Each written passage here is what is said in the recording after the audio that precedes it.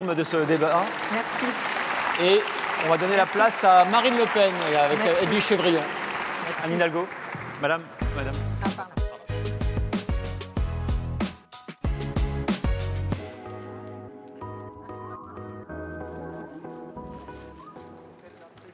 Voilà, nous continuons nos invités à cette rêve présidentielle avec Marine Le Pen, à qui je laisse la parole pendant une dizaine de minutes. Et après, comme pour tous les candidats, des questions-réponses de la part des gens de la salle, de ceux qui sont en distanciel et de ma part. Vous avez 10-12 minutes, Marine Le Pen, pour nous présenter votre vision économique. Merci. Mesdames et messieurs, je suis venu vous parler de liberté. Liberté de créer, liberté d'entreprendre, liberté d'innover, liberté d'investir, liberté de produire, liberté d'exporter. Mieux que quiconque, vous savez qu'il n'y a pas de liberté si elles ne sont pas protégées, organisées et respectées. C'est le cas de toutes les grandes nations économiques. Ces libertés doivent garantir à chacun un environnement économique favorable, une concurrence non faussée, une juste rémunération de votre travail et de vos risques, une sécurité juridique qu'elle relève de la lutte contre la technocratie bruxelloise ou nationale ou de la protection contre l'extraterritorialité du droit américain. Mon projet, c'est de défendre des entreprises françaises qui sont le socle de la puissance française, leur permettre de se projeter dans l'avenir avec assurance, de développer leur activité sans être handicapés et pour nos fleurons nationaux, de constituer des champions européens et mondiaux. C'est pourquoi je crois au rôle de l'État. Non que je sois un tant soit peu gauchiste, comme on a voulu le dire ou le croire, mais parce que dans une société organisée, chacun doit jouer son rôle. À vous de conquérir le monde, à l'État de vous donner les moyens de cette liberté et de cette conquête. Représentant des entreprises de toute taille et de tout secteur, vous êtes, je le dis très simplement, mais très clairement, le poumon de notre économie. Vos entreprises sont le lieu de la création de richesses, celles dont notre pays a besoin pour créer des emplois, pour innover et bien sûr, pour renouer avec la prospérité. La sphère publique a, elle, un rôle majeur de régulation, de protection et de cohésion sociale.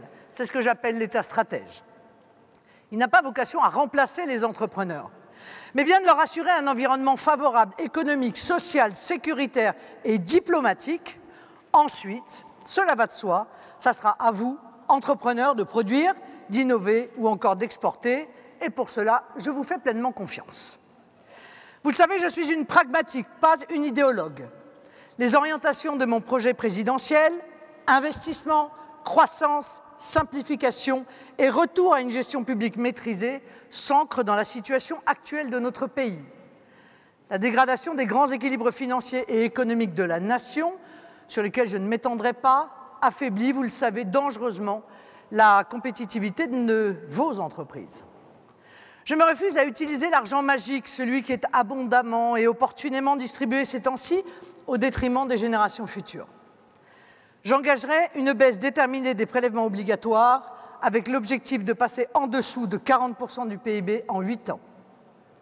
La dette publique sera à tout le moins stabilisée sur le quinquennat avec, là aussi, l'objectif d'un passage en dessous de 100% du PIB au cours du quinquennat qui suivra. En termes de trajectoire des finances publiques, chaque nouvel euro dépensé sera récompensé par un euro économisé ailleurs sur le quinquennat. Mon projet est parfaitement chiffré et équilibré. La gestion de l'État appelle plus de bon sens. Nous rééquilibrerons l'action publique en renforçant les moyens et les agents sur le terrain au service direct des citoyens et des entreprises. Je mènerai parallèlement en urgence avec rigueur et vigueur une désinflation des lois, règles et normes. Remettre l'État à sa juste place sera mon credo, l'État à l'endroit, l'État au bon endroit.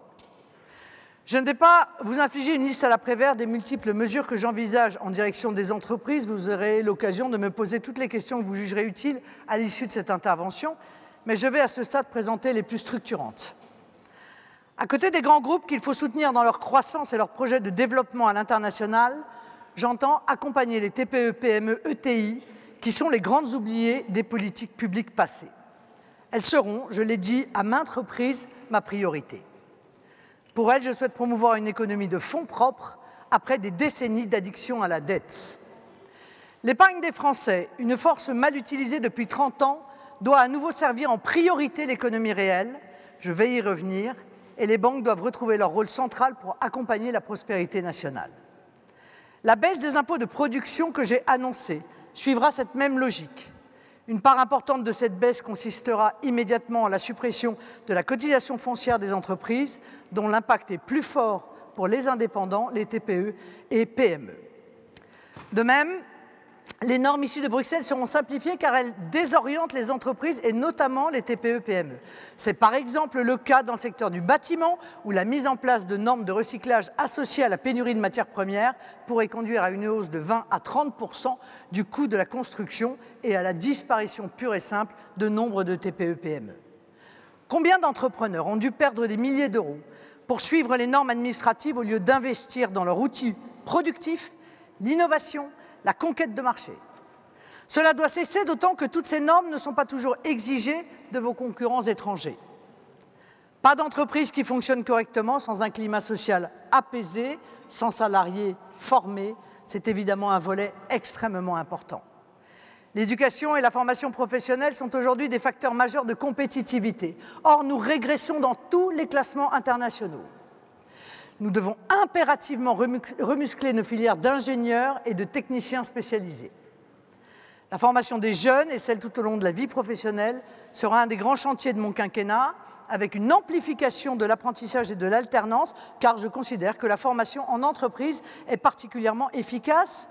J'ai, vous le savez, une mesure qui vise à partager à parts égales entre l'entreprise et l'alternant ou l'apprenti 50% de l'enveloppe que coûte un lycéen ou un étudiant, soit entre 5 400 et 8 000 € par an. Cette mesure, comme toutes celles destinées à la jeunesse, vise à faire progresser de manière significative le niveau d'activité des jeunes, dramatiquement bas en France.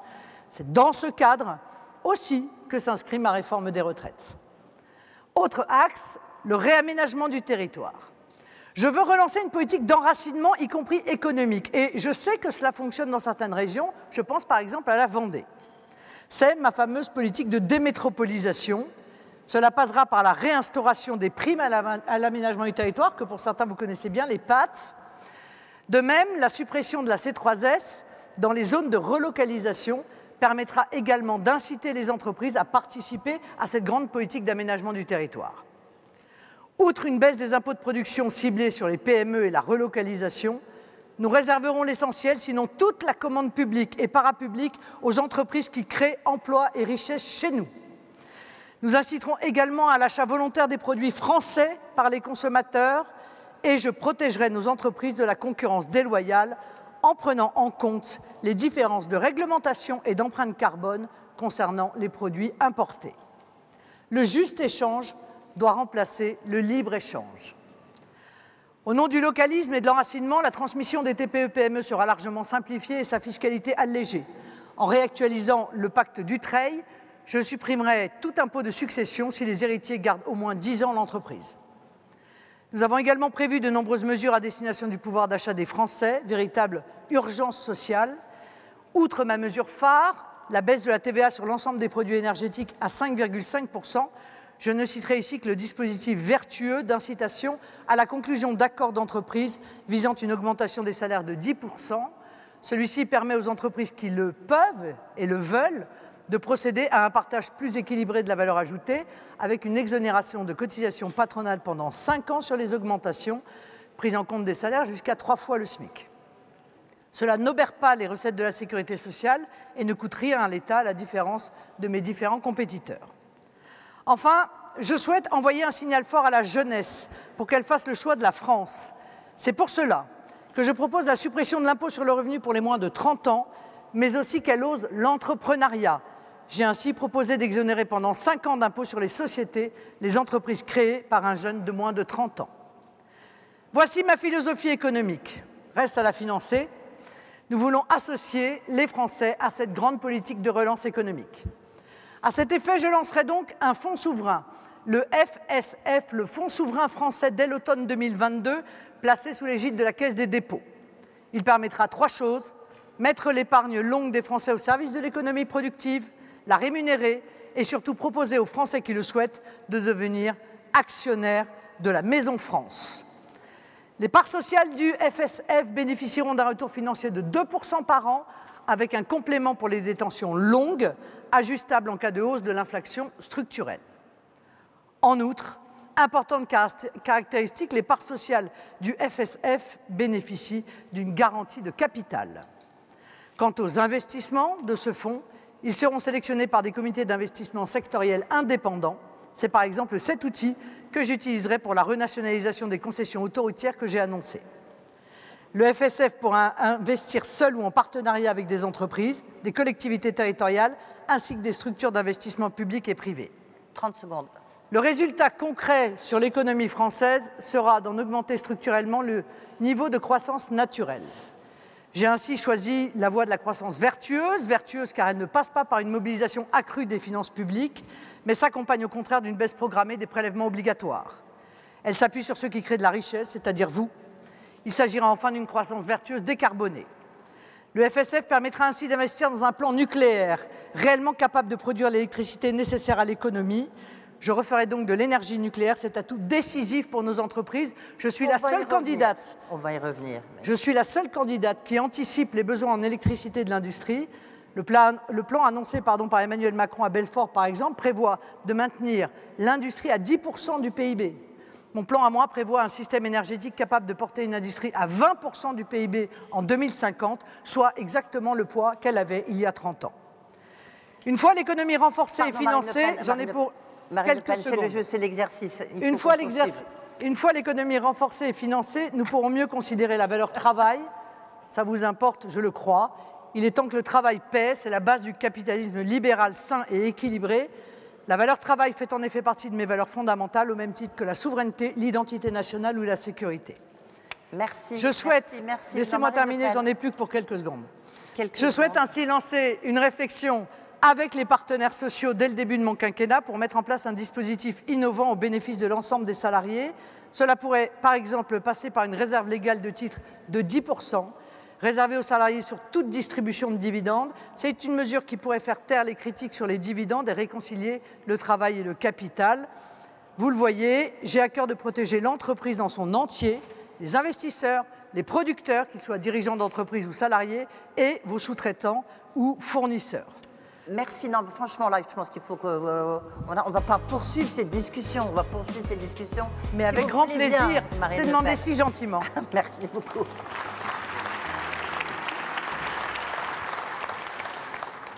J'ai envie de dire, vous êtes la candidate des entreprises, non? Vous leur dites, c'est le poumon, vous êtes le poumon de la France, donc ça ne peut faire que plaisir aux chefs d'entreprise qui sont là. J'ai peut-être par rapport à ce que vous avez annoncé, 2-3 précisions avant de rentrer dans votre programme, si vous le voulez bien. Vous dites que vous voulez baisser les prélèvements obligatoires à moins de 40% d'ici la fin de votre quinquennat, si jamais vous êtes élu. C'est ça que vous avez dit. Comment est-ce que vous y arrivez? Parce que c'est très difficile, on le sait en France, nous sommes à plus de 44%.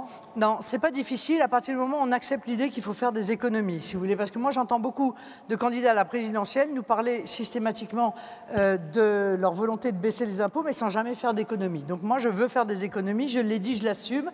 Je veux faire des économies sur l'immigration. Je les ai évaluées à 18 milliards d'euros par an. C'est 81 milliards sur le quinquennat. Je veux lutter massivement contre... Vous savez que sur le chiffrage, il y a quand même quelques interrogations sur ce chiffrage sur l'immigration, sur la récupération de la fraude sociale. Non, pourquoi avoir des interrogations? Ne partez pas tout de suite avec un état d'esprit pessimiste. Tout le monde sait ici que la fraude ne fait pas l'objet d'une lutte sérieuse. Il y a un rapport sénatorial qui a indiqué que la fraude s'évaluait entre 15 milliards et 45 milliards par an. Vous voyez, j'ai été extrêmement raisonnable et donc j'ai pris la limite basse et je me suis limité à 15 milliards d'euros par an. Quand je dis la fraude, d'ailleurs, ce sont les fraudes, parce qu'il n'y a pas que la fraude aux prestations, que la fraude aux cotisations, il y a aussi la fraude aux importations qui, aujourd'hui, crée les conditions d'une concurrence déloyale, non seulement pour nos agriculteurs, mais aussi pour nos industriels. Il y a les ententes, dont je considère qu'elles sont une forme de vol en réalité, puisqu'elles visent à ruiner la concurrence loyale qui doit être à la base de notre contrat économique. public. Pour en revenir sur les taux, la baisse des prélèvements obligatoires, donc comment vous faites des économies d'un côté, mais qu'est-ce que vous baissez comme fiscalité de manière assez drastique? Déjà, je vous l'ai indiqué, en ce qui vous concerne, je vais baisser, je vais supprimer la CFE. C'est déjà, je crois, quelque chose d'extrêmement important. Je ne dis pas d'ailleurs, parce que dans les trajectoires que nous avons travaillées, que ces impôts de production ne pourraient pas. Mais alors c'est toujours pareil, quand on fait une trajectoire, il faut le faire, c'est malheureux, mais il faut le faire sur 3 quinquennats en réalité, parce que sinon on n'a pas de trajectoire. Je ne dis pas qu'il ne faille pas d'ailleurs aller beaucoup plus loin dans le domaine des impôts de production, parce que nous avons bien compris que les impôts de production étaient véritablement un des inconvénients à la compétitivité de nos entreprises. Donc quand je le rendrai public, vous verrez que nous sommes sur une trajectoire sur 3 quinquennats de baisse de 30 milliards des impôts de production. Pour l'instant, c'est le quinquennat qui arrive qui nous intéresse, donc suppression de la CFE et baisse de la C3S dans les lieux qui ont vocation à être relocalisés, car je crois qu'il faut véritablement une incitation et que l'État reprenne en quelque sorte la main sur l'aménagement du territoire, qui est une mission que l'État a complètement abandonnée, mais qui fait qu'on se retrouve avec des mégapoles qui aspirent l'ensemble des énergies, avec des déserts autour. Je pense que ça n'est ni bon pour les entreprises, ni bon pour les salariés. En termes de produire en France, de relocalisation, quelles sont les mesures précises que vous préconisez, que vous feriez si jamais vous êtes élu, Marine Le Pen? D'abord, la première des choses, c'est autoriser déjà les consommateurs à savoir ce qu'ils consomment. Donc c'est tout un débat que nous allons devoir évidemment mener avec l'Union européenne qui interdit l'étiquetage. Donc pour pouvoir faire du patriotisme économique, il faut que les consommateurs sachent qu'ils peuvent faire du patriotisme économique. Deuxièmement, je vous l'ai dit dans mon intervention, je pense qu'il faut passer par la commande publique et qu'on mette en œuvre un vrai patriotisme économique, c'est-à-dire que les contrats qui sont passés par les collectivités, par l'État, puissent bénéficier aux entreprises nationales. Ça n'est pas du tout le cas aujourd'hui. Ah non, parce qu'il y a un droit européen qui l'empêche. En réalité, il y a des textes qui l'empêchent, au point d'ailleurs qu'on a été obligé.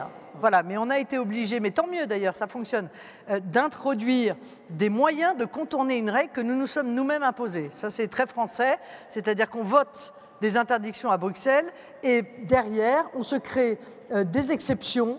Alors, c'est la création d'emplois ou le maintien de l'emploi ou des considérations environnementales pour pouvoir contourner la règle que nous avons nous-mêmes imposée. Ce qui est absurde, donc je pense qu'il faut assumer clairement, ce sera probablement un des premiers axes que j'aurai à défendre moi à Bruxelles. Il faut clairement affirmer le fait que nous devons pouvoir faire bénéficier nos entreprises d'une forme de patriotisme économique. Est-ce que vous êtes favorable, un peu comme l'était à l'instant Valérie Pécresse ou encore Yannick Jadot, à un Small Business Act qui soit au niveau européen, voire au niveau français? Oui, c'est merveilleux. Mais dans ces cas-là, il ne fallait pas soutenir l'ensemble des règles de l'Union européenne qui nous ont interdit de le faire depuis 20 ans. J'ai toujours été pour ce patriotisme économique, je l'ai toujours défendu, y compris et nous continuons à le faire, lorsque nous sommes dans les instances européennes. Je pense qu'on peut l'obtenir d'ailleurs, parce qu'on voit bien quand même qu'il y a au sein de l'Union européenne une souplesse vers une forme de renationalisation dans toute une série de domaines, tout simplement parce qu'on est face à un mur et il faut qu'on profite de la friabilité de ce mur pour taper dedans et le faire tomber. Ça veut dire quand même que, parce qu'une question du reste qu'on me pose, je reviens sur cette Small Business Act qui n'est pas rendue, ou la commande publique qui n'est pas rendue possible grâce, ou à cause des droits européens. Ça veut dire donc il faut sortir de l'Union européenne, on revient à ce moment-là. C'est une question qu'on pose. Non, vous savez, la diplomatie... On modifie les règles, qu'est-ce qu'on fait? Non, vous savez, la diplomatie et les relations internationales, ça ne se passe pas comme ça. C'est pas ou tout ou rien, ou je suis dehors, ou je suis dedans et j'accepte l'inacceptable. Non, ce sont des choses qui se débattent, ce sont des choses qui se défendent. Or moi, ce que je reproche à tous ceux qui se sont succédés à la tête de l'État français, c'est qu'en réalité, ils n'ont jamais défendu cette idée-là. Tout simplement parce que ça n'était pas, encore une fois, leur philosophie. Leur philosophie n'était pas de défendre les entreprises françaises. Leur philosophie était autre. Et on s'est retrouvé dans des situations où on a même, il faut quand même le dire, accepté de financer des entreprises qui délocalisaient dans d'autres pays de l'Union européenne. C'est-à-dire qu'en fait, on finance avec notre argent les délocalisations. Vous voyez, donc ça, ce sont des phénomènes que nous devons combattre. Et moi, je suis absolument convaincu que l'on peut, mais d'ailleurs c'est le cas, vous le savez très bien. Encore une fois, on a intégré un certain nombre de critères dans les appels d'offres qui permettent quand même de faire en partie du patriotisme. Je signale pour ceux qui, je suis sûr qu'il y a des gens ici qui viennent de Vendée, que la Vendée fait du patriotisme économique et que manifestement ça ne pose pas de problème. Si ça n'en pose pas en Vendée, a priori ça ne devrait pas en poser en France. Je vois à quoi vous faites allusion. Beaucoup de questions aussi sur le pouvoir d'achat. Les exonérations des cotisations patronales sur les hausses de 10% des salaires inférieurs à 3 fois le SMIC. C'est un coût, cette mesure. Est-ce que vous la maintenez? Non, ça n'a pas de coût, puisque c'est un manque à gagner. C'est un manque à gagner pour l'État de 10 milliards, enfin, en tous les cas chiffrés par l'Institut Montaigne. D'accord, c'est un manque à gagner, mais quelle est l'urgence aujourd'hui? Y compris le pour pouvoir vous. d'achat. C'est quoi? Non, oui, bien sûr, c'est le pouvoir d'achat, mais c'est aussi votre capacité à pouvoir trouver des salariés. Aujourd'hui, il y a beaucoup de sociétés qui se retrouvent confrontées à une difficulté, c'est que les salaires sont trop bas et que pour pouvoir rendre les emplois attractifs, il faut augmenter les salaires. Et pas seulement les salaires, pas seulement le SMIC, pas seulement une fois et demie le SMIC.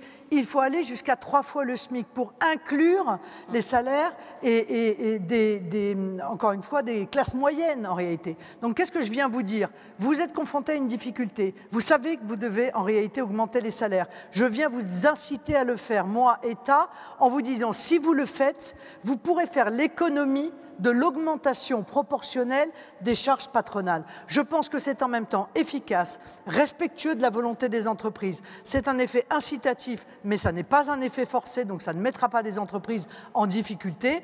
Et ce manque à gagner, eh bien, je l'assume parce qu'il est absolument fondamental pour pacifier socialement notre pays, mais aussi pour répondre à l'effondrement du pouvoir d'achat des Français, de passer par une mesure comme celle-là. Mais vous voyez qu'il faut encore une fois que l'État arrive à trouver un accord avec les entreprises. Moi j'appelle ça du gagnant-gagnant.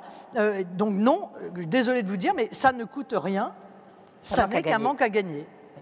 Ça, c'est une question. Alors encore, beaucoup de questions. On me redemande, vous voulez rétablir l'ISF en instaurant un impôt sur la fortune financière? Oui. Pour revenir à la fiscalité un instant, pardonnez-moi. Oui. Je pense que la France, j'essaie d'expliquer un tout petit peu ma philosophie, je pense que la France est actuellement une cocotte minute. Je pense que la crise terrible des Gilets jaunes a été la conséquence de décisions qui ont été prises par le président Macron et qui ont été entendues comme une aggravation de la situation des classes populaires et des classes moyennes et une amélioration qui n'a pas été comprise par la population française de ceux qui avaient les patrimoines les plus importants.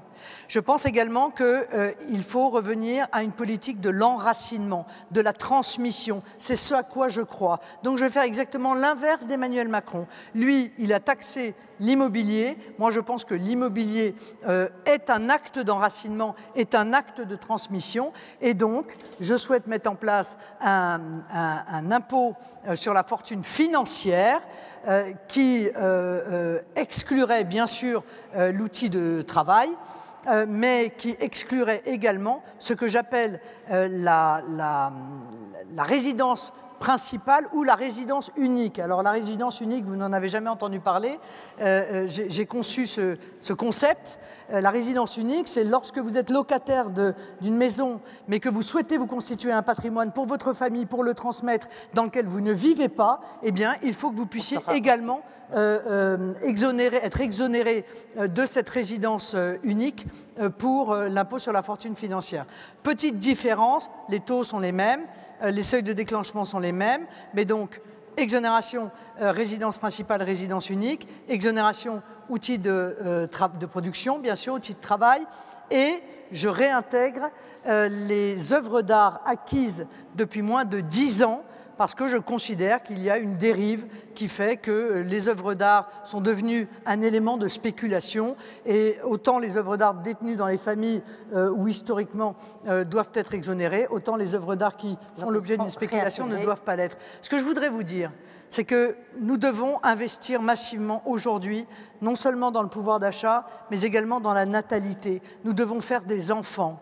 Alors, M. Bayrou a dit une chose très claire, il a dit c'est ou l'immigration ou la natalité. Mon choix est fait, moi c'est la natalité. Mais pour financer cette politique de natalité, eh bien j'ai aussi besoin que ceux qui ont les patrimoines les plus importants dans notre pays, eh bien contribuent en quelque sorte à cette politique. Que pensez-vous de la proposition d'Éric Zemmour de favoriser la natalité dans les campagnes?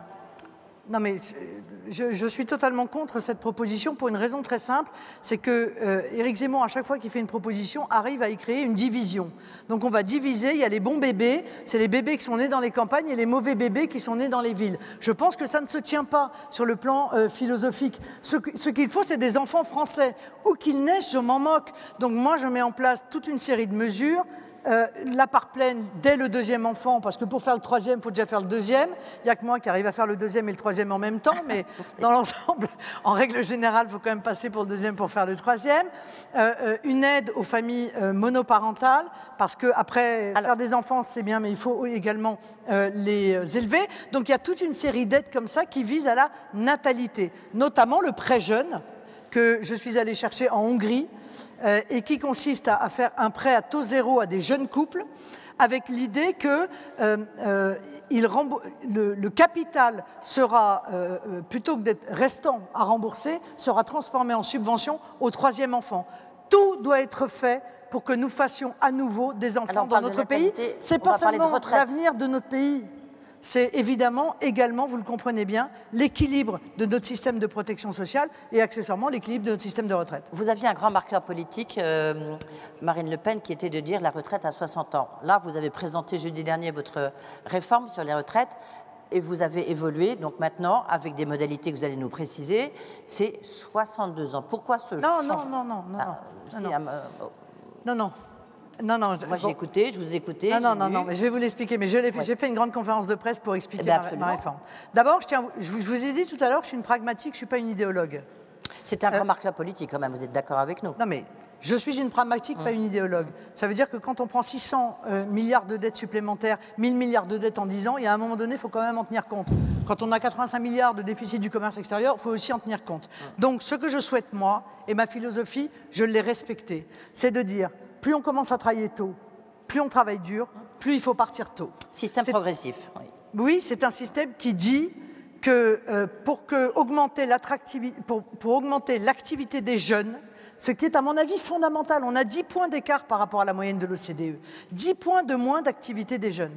Eh bien, il faut que tout soit fait pour inciter les jeunes à entrer sur le marché du travail le plus tôt possible. Encore une fois, il en va de notre équilibre. Donc, dès mon élection, toutes les personnes qui sont entrées sur le marché du travail entre 17 et 20 ans partiront avec 40 annuités à 60 ans. Puis progressivement, en fonction de l'âge d'entrée dans la vie active et donc dans le système, ce système augmentera jusqu'à maximum 42 ans d'annuité et avec un âge légal qui sera à 62 ans. Je vous signale que dans l'ensemble de ce que je peux entendre aujourd'hui chez les candidats qui sont à plus de 10%, on parle de 64, 65 ans, sans nous dire d'ailleurs combien d'annuités. Donc peut-être faudrait-il demander quelque chose de plus précis. Moi, je pense que ceci n'est ni utile ni nécessaire. La réforme que je propose coûte 9,6 milliards d'euros par an. Et je voudrais trancher la tête du canard, qui court toujours, en vous rappelant que les annonces du corps, c'est-à-dire la Commission d'orientation des retraites, voilà, ne sont pas si catastrophistes que cela. Ils sont revenus sur leurs prévisions, absolument. Notamment, leurs prévisions indiquent qu'à compter de 2030, eh bien, la part de PIB réservée à nos retraites devrait commencer à baisser entre 11,5, je crois, et 13,7% du PIB. Ça me paraît être un pourcentage qui est raisonnable. Donc ça, on a compris votre message. Est-ce si on parle un peu d'énergie, parce qu'il y a beaucoup de questions sur le logement, si on a le temps, on va l'aborder, parce que c'est un point très important. On n'en a pas encore parlé ici à ces micros. Marine Le Pen, une question sur l'énergie. Vous voulez remettre la filière nucléaire au cœur de votre politique. Là, Oui. vous êtes encore plus radical que les autres, puisque vous voulez supprimer, pour le coup, les éoliennes, la filière éolienne. Si vous voulez ouvrir votre bouteille, c'est bon ? Vous voulez rouvrir Fessenheim et vous démantelez toutes les éoliennes.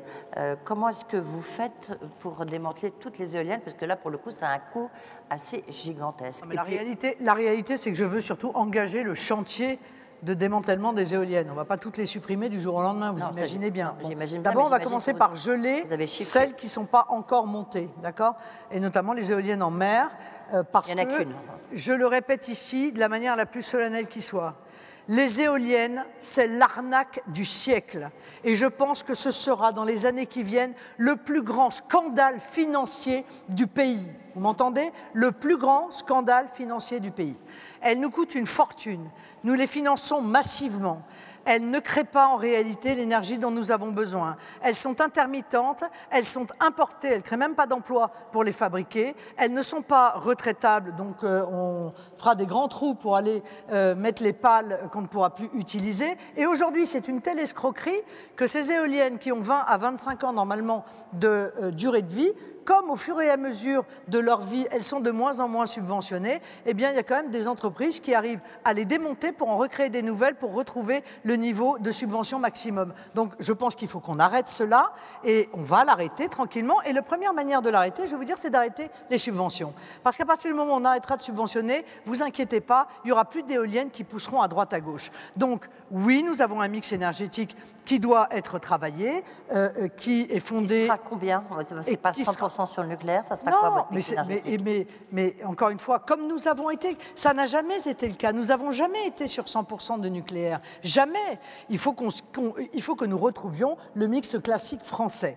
Autre chose, je pense qu'il y a des technologies dans lesquelles nous n'avons pas investi assez fort et assez vite. Je pense à l'hydrogène. Moi, je me souviens, en 2004, j'étais candidate au régional. Il y a 20 ans, je réclamais qu'on crée un grand pôle de recherche et d'innovation sur l'hydrogène. Si on l'avait fait à l'époque, on serait peut-être plus avancé qu'on ne l'est aujourd'hui. Et on le fera fonctionner avec, évidemment, du nucléaire, et notamment du nucléaire la nuit, qui nous permettra de pouvoir fabriquer cet hydrogène. Nous avons les moyens de le faire. Il faut allonger la durée de vie de nos centrales, et il faut évidemment sortir, parce que je pense à vous, hein, c'est vous les premiers qui allez subir la conséquence de l'augmentation du prix de l'énergie avec toutes les erreurs qui ont été faites. Hein. Ce n'est pas seulement les particuliers, ce sont les entreprises. Il faut sortir du marché européen de l'énergie. Il faut sortir du marché européen de l'énergie, qui est une véritable folie, qui est en train de ruiner EDF et qui oblige EDF à vendre à perte ou à prix coûtant à des concurrents une énergie qu'ils n'ont pas fabriquée, dans laquelle ils n'ont pas investi. C'est inadmissible. Pas une de vos entreprises ne fonctionnerait si on lui imposait cette méthode de travail. Donc, c'est un avantage compétitif majeur, le prix de l'énergie en France. Nous avons été fortement attaqués par l'Allemagne sur ce sujet parce que l'Allemagne avait bien compris que pour pouvoir faire baisser le taux de compétitivité de nos entreprises, il fallait taper sur précisément notre énergie nucléaire. Ça a marché pendant un certain temps. Je pense qu'aujourd'hui, le bon sens est revenu, tant mieux. Et il faut à tout prix que nous renforcions cet avantage que nous a offert d'ailleurs le général de Gaulle, disons-le clairement. Je vais finir par une dernière question qui nous est posée sur la plateforme. Et que, puisqu'on parle beaucoup de guerre des talents, comment feriez-vous pour fluidifier le marché du travail ? D'abord, permettez-moi, l'ensemble des mesures que je veux prendre, c'est d'abord de conserver les jeunes en France. Vous voyez, parce que pour l'instant, la fluidification, elle se fait de France vers l'extérieur. Voilà, c'est-à-dire qu'on forme des jeunes, on leur paye leurs études, vous, nous, tous les contribuables, et en réalité, c'est une perte en capital humain qui est une perte considérable.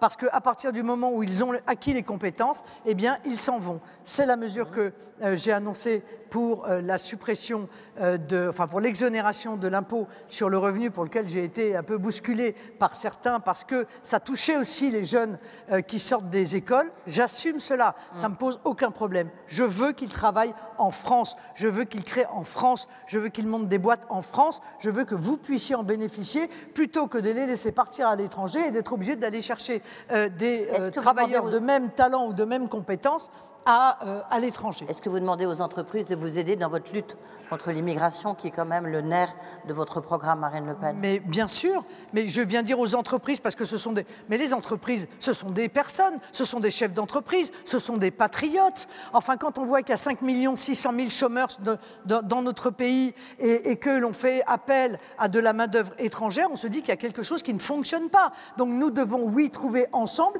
les moyens pour que la formation soit améliorée au point qu'aujourd'hui, les 5 600 000 personnes qui sont inscrites à Pôle emploi puissent trouver un emploi. Et je pense qu'il faut que Pôle emploi fonctionne à l'envers. C'est-à-dire, plutôt que de dire « Ah ben, il y a un poste là, on va chercher s'il y a quelqu'un qui correspond dans les demandeurs d'emploi », il faut au contraire adapter le demandeur d'emploi en termes de formation aux demandes qui sont faites par les entreprises. Merci beaucoup, Marine Le Pen. Merci de toutes ces réponses que vous nous avez apportées.